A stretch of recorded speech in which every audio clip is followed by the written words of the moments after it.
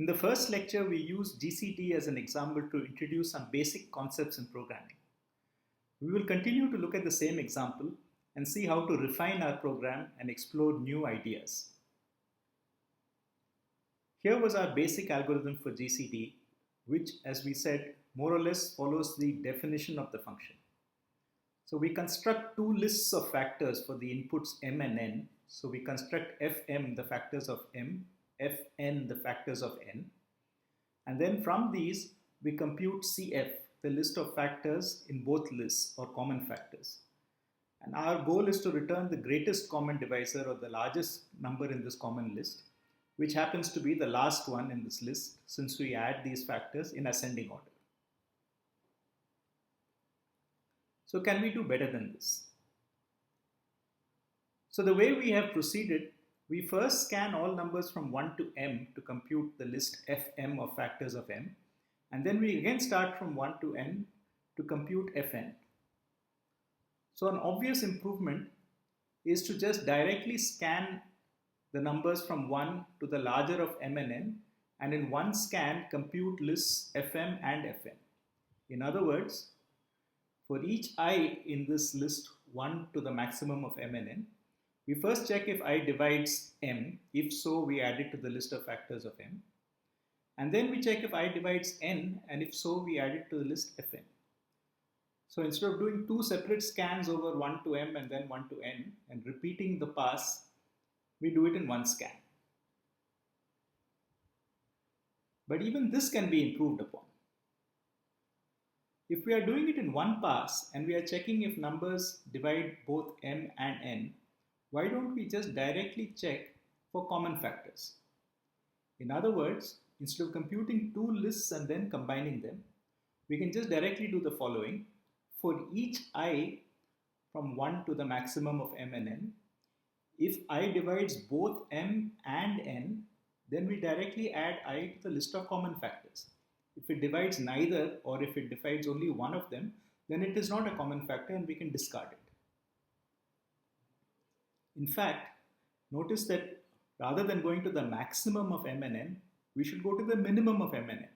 Because once we cross the smaller number, we will not get a factor for the smaller number. Remember that the factors of m lie between 1 and m, and for n lie between 1 and n. So if m is smaller than n, for example, if we go to m plus 1, though it may be a factor of n, it certainly cannot be a factor of n. So our better strategy is, for each I in the range 1 to the minimum of m and n, if I divides both m and n, then we add I to the list of common factors. Here is a much shorter Python program implementing this new strategy. So instead of computing the lists fm and fn, we directly compute the list of common factors. So we let I range from 1 to the minimum of m plus m and n, and remember that Python requires us to give the limit of the range as one more than the limit we want to go up to. So we go from 1 to the minimum of mn plus 1, and now we have an extra connective. It's called a logical connective, and which says that we want two conditions to be true. We want the remainder when m is divided by I to be 0, in other words, I divides m, and we also want the remainder when n is divided by I to be 0, so I should divide both m and n, and if so, we add I to the list of common factors. And having done so, once again we are doing it in ascending order, so the common factors are being added as we go along, and the larger ones come later. So we finally want the last element, which in Python is given as the minus 1th element of the list cf. So having done this, maybe we can simplify things further. Do we need a list of common factors at all? Remember that we only need the largest common factor. We observe that there will always be at least one common factor, namely 1. So the notion of the largest common factor will always be well defined for any pair m and n. Each time we can start with 1, and each time we find a larger common factor, we can discard the previous one. We don't need to remember all the common factors, we only need the largest one. So this can greatly simplify our strategy because we don't need to keep the list of every possible common factor in this list. We just need to keep the largest one that we have seen. So we can use a name, say MRCF for the most recent common factor, and keep updating this name with the value of the common factor that we saw last. So here is a Python implementation of this idea where we don't have a list at all. We directly scan all the possible common factors from 1 to the minimum of MNN. Whenever we find a common factor, we update the value of our name MRCF to be the current common factor that we have found. Now remember that 1 will always be a common factor. So initially MRCF will be assigned the value 1. It will not be that we go through this repeated execution of this and never assign MRCF because the condition is never true. Since 1 is a common factor, we will at least have MRCF equal to 1. But if we find a larger common factor, the 1 will be replaced by the later common factor. So at the end of this for iteration or loop, what we end up with is the largest common factor that we found between 1 and the minimum of MNN, which is indeed the GCD of MNN. So we can still do some further optimizations.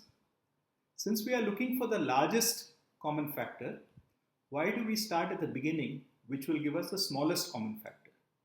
So we can start at the end of the list and work backwards. So instead of running from 1 to the minimum of MNN, we can start from the minimum of MNN and work backwards to 1. Again, the guarantee is that 1 will always show up as a common factor. So if there are no other common factors, at the very end, we will find 1 as the greatest common factor. And in this process, we don't have to ever go past any common factor that we find. If we are working backwards from largest to smallest, the very first common factor we find must be in fact the GCD of MNN. How would we write this in Python? Well, you can modify that for I in range. So notice that normally this function goes from a smaller value to a bigger value. You can modify this to go backwards instead. But instead of doing this, which we will see how to do later on when we actually get into formal Python, let us explore a new way of going through a list of values. So we start by assigning to the index I the value that we want to start with, namely the minimum of MNN. Remember, we want to start at the largest possible value for I and go backwards. So what we have is a new word instead of for called while. So while, as the English word suggests, is something that happens while a condition is true. So while the I that we are looking for is positive, so while I is greater than 0, what do? We check if I is a common factor. This is the same as before. We check whether I divides M and I also divides M. If we find a common factor, we are done. We just return the value of I that we have found and we implicitly exit from this function. Every time you see a return statement in a function, the function terminates and the value in the return is what the function gives back to us. So we start with I equal to the minimum of MNN and we check whether I is a common factor. If it's so, we exit and return the value of I that we last found. And this is the only value that we need. We don't need any other common factors. So we return the very first time we see a common factor. On the other hand, if I is not a common factor, we need to proceed by checking the next one, which is to go backwards. And this is achieved by this update. So remember that we said that we can assign values or update values using this equality operation. So this equality operation is not mathematical equality as it looks, but rather it is the assignment of a value. So it says take the old value of I and make it the new value. So it says update I to I minus 1. Take the current value of I, subtract 1 and replace it in I. The mathematical equality is written as double equal to. This is what we use in our conditions. So it's important to remember this, that double equal to means equality as in the left hand side is equal to the right hand side, whereas a single equality in Python and on many other programming languages means assign a value to a variable. So this is the final optimization that we have of this naive algorithm, which is to basically scan for common factors from the beginning to the end. So now we are doing it from the end to the beginning and keeping only the first factor that we find. So what we saw in this example is a new kind of loop. So this new kind of loop has a special word while, and while is accompanied by a condition. So long as the condition is true, we do whatever is within the body of the while. Now notice that Python uses indentation, right? So these statements here are offset with respect to the while. So this is how Python knows that steps 1 to k belong to this while. So these are the steps that must be repeated. At the end of this thing, you come back and you check whether the condition is still true. If it is true, you do it one more time, and so on. So while is useful when we don't know in advance how many times we will repeat the steps. When we were scanning for the list of factors, we knew that we would start with 1 and go up to the minimum of m and n. So we could predict in advance that we would do precisely that many steps, and so we could use this for loop. So for loop has a fixed number of repetitions. On the other hand, a while loop is typically used when you don't know in advance when you're going to stop. So in this case, we're going to start with the minimum of m and n, work backwards, and stop as soon as we find a factor. But we have no idea in advance whether this will come early or we'll have to go all the way back to 1, which we know is guaranteed to be a valid factor. So one of the problems that one could face with a while is that we keep coming back and finding that the condition is true. So we never progress out of the while. So long as the condition is true, these steps will be executed and then you'll go back and do it again. So if you have not changed something which makes the condition false, you will never come out. In our previous example, in order to make the condition false, we need I to become 0. So we start with the minimum of m and n. So what we guarantee is that every time we go through this while and we do not finish what we wanted to do, we reduce I by 1. And so since we start with some fixed value and we keep reducing I by 1, eventually we must reach 0. So in general, when you use a while loop, you must make sure that you're making progress towards terminating the loop. Otherwise, you have a dangerous kind of behavior called an infinite loop, where the computation just keeps going on and on without returning a value, and you have no idea whether it's just taking a very long time to compute the answer or whether it's never going to finish. So in this lecture, what we have seen is that we can start with a very naive idea which more or less implements the function as it is defined and work our ways to dramatically simplify the algorithm. Now, one thing from a computational point of view is that though the newer versions are simpler to program and therefore to understand, the amount of time they take is not very different. We are still basically running through all values in principle from 1 to the minimum of m and n. If we start from the beginning, then we will run through all these values anyway because we scan all these numbers in order to find the common factors.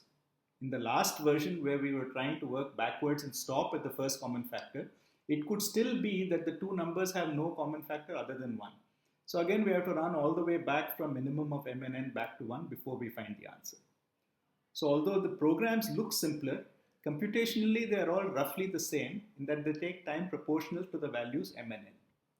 What we will see in the next lecture is that we can actually come up with a dramatically different way to compute GCD, which will be much more efficient.